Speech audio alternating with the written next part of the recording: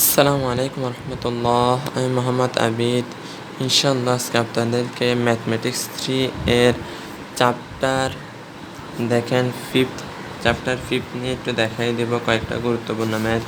আপনারা যদি এখানে খেয়াল করলে এখানে অনেক গুরুত্বপূর্ণ কিছু ম্যাথ দেওয়া আছে।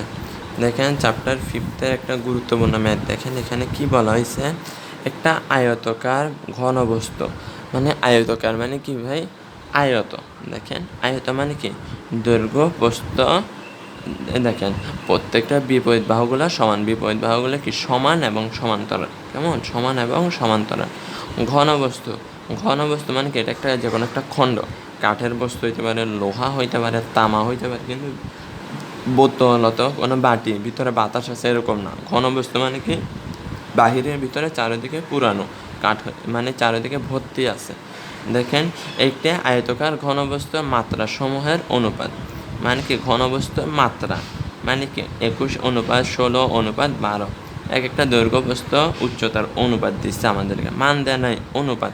এবং কর্ণ, এই দেখেন এক প্রান্ত থেকে আরেক প্রান্ত কর্ণ কতটুকু আছে বলেন তো, কর্ণ দিচ্ছে 87 সেন্টিমিটার হলে এর তলের ক্ষেত্রফল কী বের করতে বলছে, তলের এরিয়াটা কী বের করতে বলছে ভাই, তলের ক্ষেত্রফলটা বের করতে বলছে।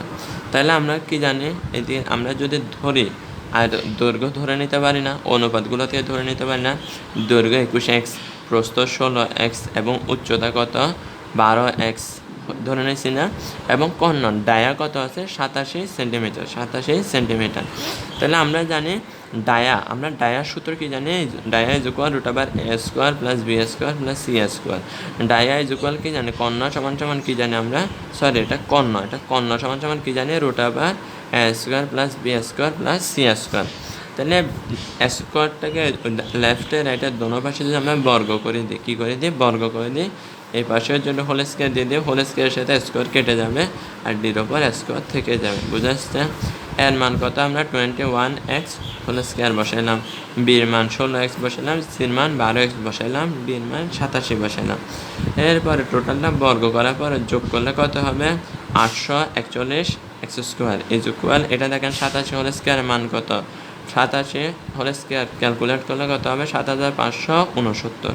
তাহলে এখানে x² লাগলে 881, এটা গুণে আছে, লেফট থেকে রাইটে চলে গেলে কী হয়ে যাবে, ভাগ হয়ে যাবে। তো 7569-এর সাথে 841 ভাগ করলে কত থাকে, 9 থাকে।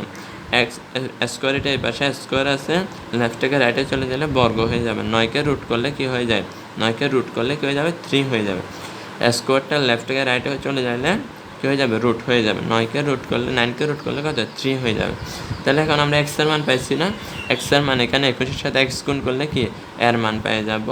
16-এর সাথে এক্স গুণ করলে, 16-এর সাথে 3 গুণ করলে কত, এক্সের জায়গায় 3 বসালে কার মান পাবো, প্রস্থ বি পাবো, আর সি হচ্ছে 12x।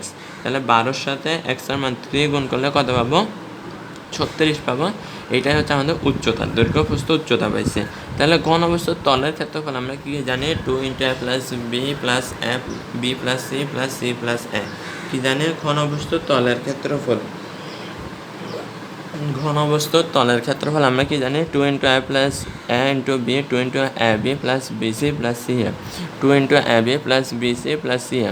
এর মান বসালাম, গুণন b + b × c, c × কি a। প্রত্যেকটা মানগুলো বসায় ক্যালকুলেট করলে কত হবে, 14,040। কত হবে ভাই, 14,040 বর্গ সেন্টিমিটার। যেহেতু ক্ষেত্রফল, তার জন্য এটা কী হয়ে গেছে, বর্গ হয়ে গেছে। তারপরে খেয়াল করেন, এখানে নিচে আর একটা গুরুত্বপূর্ণ ম্যাথ দেওয়া আছে। এটা একটা রচনামূলক অনেক প্রয়োজনীয় ম্যাথ। দেখেন এখানে কি বলা হয়েছে আমাদেরকে, একটা আয়তকার ঘনবস্তু, সেম একটা মনে করেন আয়তকার ঘনবস্তু নিলাম, কিন্তু এটার কি কর্ণ আগে ছিল কত 87, এখন কর্ণ কত 13 সেন্টিমিটার, কর্ণ কত 13 সেন্টিমিটার। ভূমির ক্ষেত্রফল, ভূমিটার ক্ষেত্রফল মানে কি, ভূমির ক্ষেত্রফল কত, তলদেশের ক্ষেত্রফল। ভূমির ক্ষেত্রফল কত বলেন তো, ভূমি আর তলদেশ একই না। ক্ষেত্রফল কত, 48 বর্গ সেন্টিমিটার, কত 48 বর্গ সেন্টিমিটার। এবং হাইট সির মান কত, 3 সেন্টিমিটার হলে আমাদের কী বলছে, দৈর্ঘ্য আর প্রস্থ বের করা। তাহলে আমাদেরকে প্রথমত এখানে কী দেওয়া আছে, কর্ণ দেওয়া আছে কত 13 সেন্টিমিটার। তারপরে দেখেন ক্ষেত্রফলে ভূমি, তারপরে ভূমি কেমন, তলের ক্ষেত্রফল, মানে ভূমির ক্ষেত্রফল কত আছে ভূমির ক্ষেত্র 48 বর্গ সেন্টিমিটার দেওয়া আছে, আর হাইট দেওয়া আছে 3 সেন্টিমিটার। আবার বলছে দৈর্ঘ্য আর প্রস্থ এর মান আর বির মান বের করার জন্য। তাহলে এখানে আমরা কি জানি, আমাদের যেহেতু কর্ণ দেওয়া আছে, কর্ণ দেওয়া থাকলে আমরা কি জানি, A square plus B square plus C square is equal কি ডি স্কোয়ার, মানে দৈর্ঘ্য প্রস্থ উচ্চতার বর্গের যোগফলের সাথে সমান সমানকে কর্ণের বর্গ, কী ভাই কর্ণের বর্গ, A square plus B square plus C square সমান সমান কি জানি কর্ণ স্কোয়ার, মানে কি ডি স্কোয়ার। তাহলে ডি আমরা কত জানি, ডি আমাদের কর্ণ কত দিছে 13 হোল স্কোয়ার বসাইলাম। সি আমাদের কত হাইট কী দিয়েছে 3 হোল স্কোয়ার। এ আর বি তো কোনো মান নাই, তাহলে 13 আর 13, এদিকে দেখেন 13 আর 13 গুণ করলাম, দেখেন 13 আর 13 গুণ করলে কত হয় 151। 13 13 গুণ করলে কত হয় 151, সাথে 3 3 9 না 100 কত হয় 169, 100 কত হয় 69, 100 কত হয় 13 13 গুণ করলে কত 169 হয়। 169 সাথে 3 3 9, এটা এখানে প্লাস আছে, ওদিকে চলে গেলে মাইনাস হয়ে যাবে। তাহলে 169 থেকে 9 চলে গেলে 100 কত থাকে 60 থাকে, 160। A square plus B square is equal 160।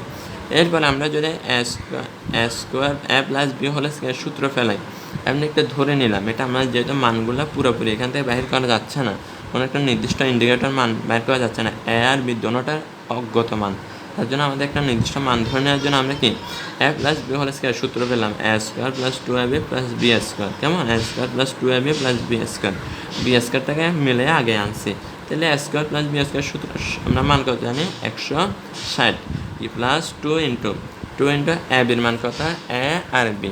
A R B মানে কি, এখানে তলদেশের ক্ষেত্রফল না, তলদেশের ক্ষেত্রফল মানে কি দৈর্ঘ্য গুণন প্রস্থ না, এটা একটা কি আয়তন, আয়তর ক্ষেত্র আমরা কি জানি দৈর্ঘ্য গুণন প্রস্থ এ বি, কেমন আয়তর ক্ষেত্রফল A B.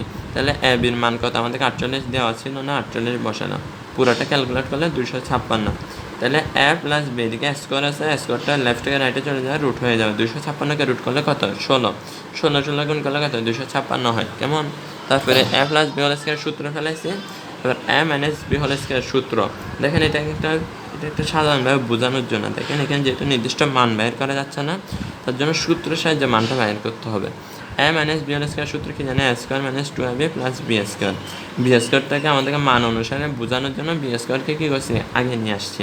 A square plus B স্কোয়ারের মান কত জানি 160, এ স্কোয়ার প্লাস বি স্কোয়ারের মান কত জানি 160, মাইনাস 2 ইন্টু এ বি মানে কি ক্ষেত্রফল, তলদেশের ভূমির ক্ষেত্রফল, কেমন ক্ষেত্রফল কত জানি 48 বর্গ সেন্টিমিটার।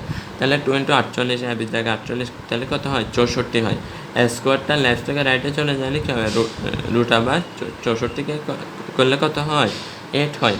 এ মাইনাস বির মান কত পাইছি 8 পাইছি। এবার 1 নং আর 2 নং সমীকরণকে একবার যোগ করবো, আর একবার 1 নং আর 2 নং সমীকরণকে কী করবো বিয়োগ করব।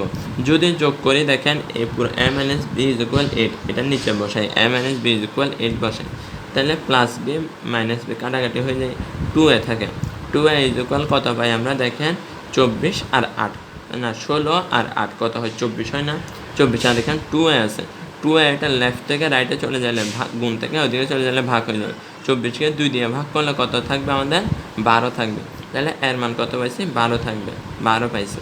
এরপর 1 নং থেকে 2 নং কী করে বিয়োগ করলে কি চিহ্ন পাল্টে যাবে না, এ হয়ে যাবে মাইনাস, বি হয়ে যাবে প্লাস, তখন এ যদি মাইনাস হয় প্লাস এ মাইনাসে কাটাকাটি 2b থাকে, 2b ইজ ইকুয়াল কত থাকে দেখেন, এটা যদি এটাও মাইনাস হয়ে যাবে, তাহলে 16 থেকে 8 চলে গেলে কত থাকে আমাদের 16 থেকে 8 চলে গেলে 8 থাকবে, তাহলে 2b 2 এটা গুণে আছে, লেফট থেকে রাইটে চলে গেলে ভাগ হয়ে যাবে, তাহলে 8কে 2 দিয়ে ভাগ করলে কত থাকে 4 থাকবে, বির মান কত পাইছি 4। তাহলে দৈর্ঘ্য আর প্রস্থ পাই গেছি না, দৈর্ঘ্য 12 পাইছি, প্রস্থ কত 4 আছে, দৈর্ঘ্য 12 প্রস্থ 4, আর উচ্চতাটা আমাদের ওখানে দেওয়াই ছিল 3 সেন্টিমিটার। তারপর আমাদের কর্ণ কত আছে 13 সেন্টিমিটার, আর নিচের ক্ষেত্রফল কত 48 সেন্টিমিটার। এখন যদি বর্গের ক্ষেত্রফল বলতো অথবা অন্য কোনো একটা মান বের করতে বলতো, তাহলেও আমরা সহজে বের করতে পারতাম। হয়েছে, বুঝে আসতে ভাই, সবাইকে ধন্যবাদ, আসসালামু আলাইকুম রহমতুল্লাহ।